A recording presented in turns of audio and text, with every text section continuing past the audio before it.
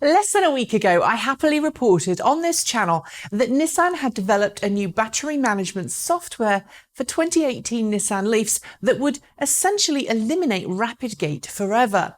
Coming more than a year after the second generation LEAF went on sale, Nissan's software update seemed to be a sign that Nissan was finally paying attention to customers who had complained about how slowly their cars rapid charged. Customers who, for the past year, found that their 2018 LEAFs rapid charged at about a quarter of the advertised speed after being rapid charged more than once in a single day. We first heard about the software update back at the end of last year when various electric car YouTubers and Nissan LEAF owners reported that newer LEAFs made in the last month or so of 2018 didn't seem to have the same issue with rapid charging as older examples of the same car. I reached out to Nissan at the time for an official statement, and while various sources in the company quietly acknowledged that there was a software update for the car's battery management system, nobody had an official statement to share. So when several outlets reported last week that Nissan was rolling out an updated battery management software for all older 2018 Nissan LEAFs, it was something worth making a video about. In fact, in last week's video, I said that the software update would be rolled out to all 2018 Nissan LEAFs in the world. If you want more background to the whole Rapidgate issue, you can follow the link above and also watch the entire Rapidgate playlist that we've made available on this topic. But as several of you have detailed to me over the weekend, thanks for reaching out, and I've now been able to confirm the software update to address Nissan's Rapidgate issue is, for now at least, a European-only update. It turns out that I was wrong. In other words, if you've got a 2018 Nissan LEAF elsewhere in the world, then you're not going to get a software update. That's something that flies directly in the face of what we had all come to expect. The news comes from Jeff Wendell, the current Nissan media representative responsible for Nissan LEAF at Nissan North America. Talking to Gary Lieber from cleanfleetreports.com via email, Wendell clarified that Nissan North America doesn't plan on a software update anytime soon because very few, if any, customers have complained. The vast majority of our US customers don't use multiple fast charging procedures in any single day, so they are not affected by the charging safeguard feature on the new LEAF, Wendell wrote in an email to Lieber. Regarding the software update in Europe, Nissan is not currently planning to conduct the update in the US. For LEAF customers who expect to consistently use fast charging procedures more than twice per day for extended distance driving, we would suggest they contact their local Nissan dealership for advice on how to get the best out of their LEAF under these exceptional driving scenarios. When pushed further, Wendell further clarified that Nissan came to this conclusion by using data from its North American customers' rapid charging sessions, plus data from its dealer network.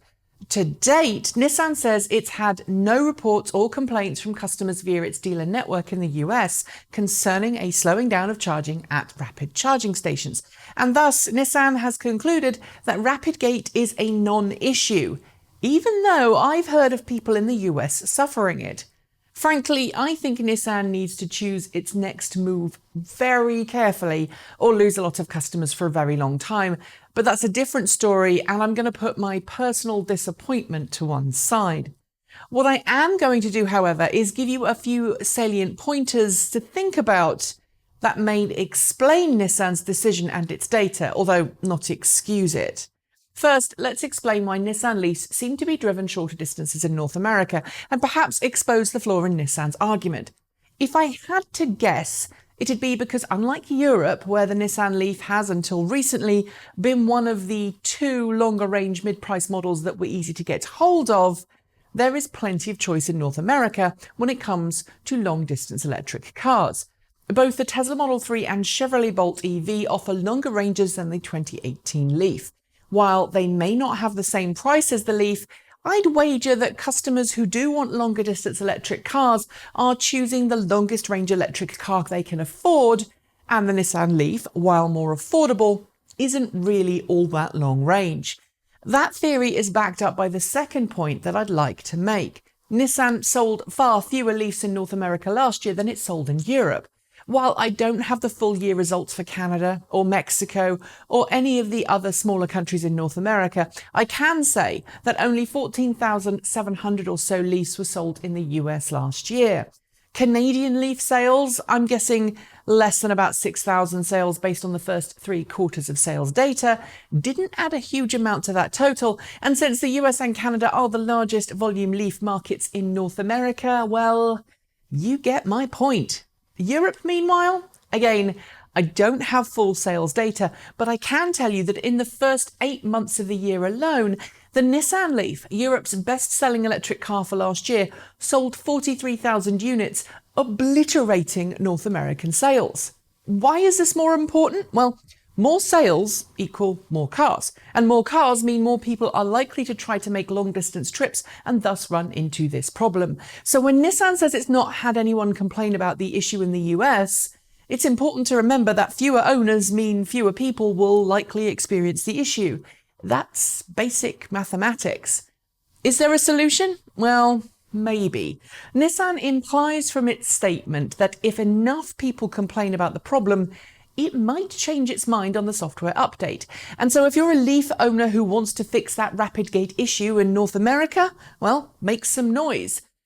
While this doesn't affect all Leaf owners, and there are some Leaf owners out there who aren't bothered or affected by the issue, it's one of those cases, sadly, like the whole premature battery degradation thing that affected first-generation Leafs, that needs a little concerted effort from those who want to change Nissan's mind. As for Nissan's reputation, sadly, as it has been in recent months, this seems another blind failure on Nissan's part to fail to listen to what its customers are saying. While nobody may have complained, Rapidgate is far from ignored by the North American Leaf owners that I've talked to, and a failure to address this issue will just ensure that customers go elsewhere for the next electric car. That's it. Thanks for watching. Let us know if you liked it or you didn't like it. Scribble a comment below, hit the notification bell, and if you want to support this channel, there are a whole host of links just below this to help you do just that. I'll be back soon with another episode, but until then, keep evolving.